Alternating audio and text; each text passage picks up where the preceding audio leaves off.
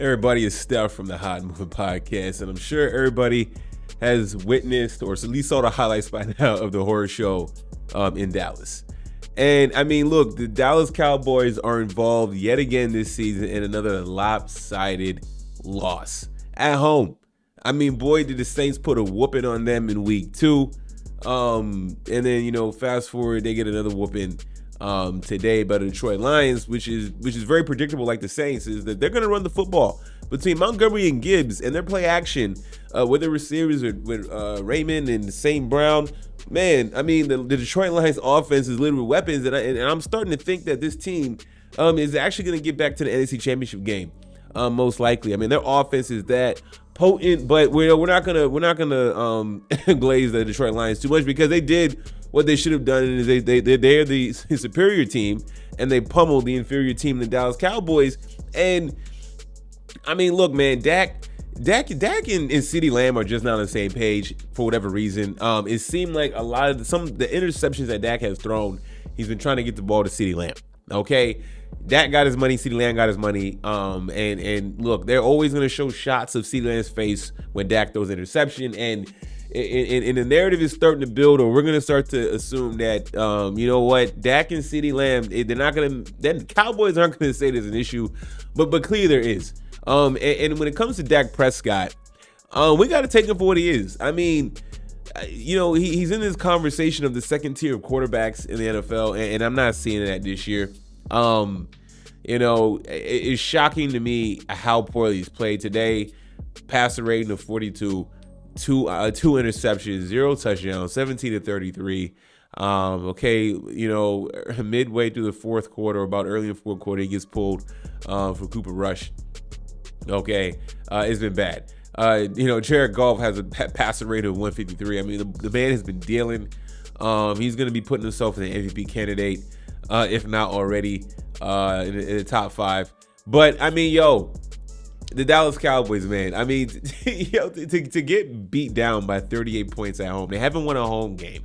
They beat my team, the Steelers, last week, and boy, did the Cowboys make it seem like that was a Super Bowl. I mean, they were like, "Oh, it feels good to win," and it's like, man, my team, we actually, as a Steelers fan, I'm not trying to be biased, but we actually should have won that game. We had a bad blown coverage or just a soft coverage to give up that TD to win the game.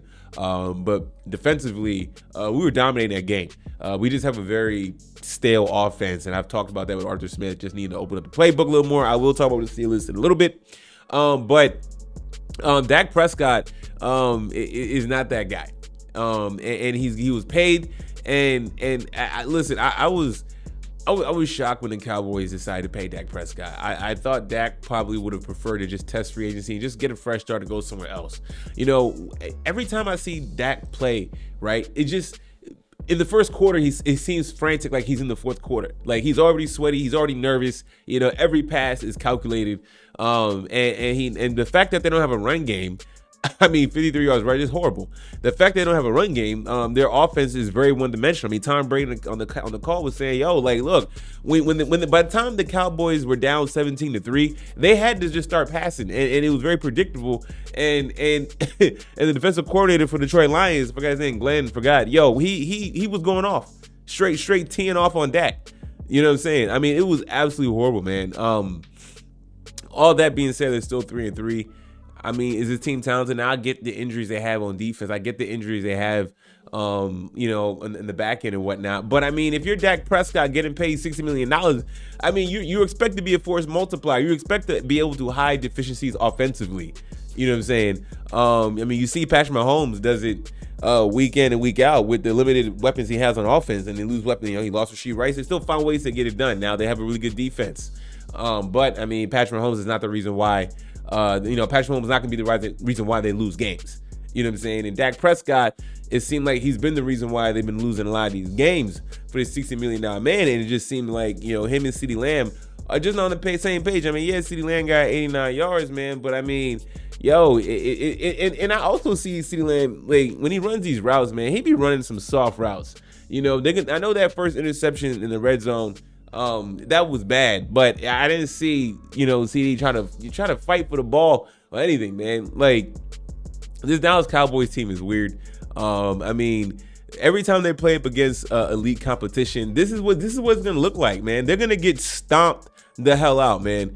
So look, I think we can quiet the talks of just like Dak Prescott being that second tier quarterbacks. I mean, maybe a year, up until last year, you could have put him in there. Now it's like for someone getting $60 million a year in that contract, you would think he would play a lot better. Okay. I mean, when you get paid that kind of money, you are expected to be just that ultimate force multiplier, make your teammates better around you. And that hasn't been the case, man. You know what I'm saying? So y'all, let me know what y'all think about this game, man. Thanks for watching. Please like, subscribe. I'm out.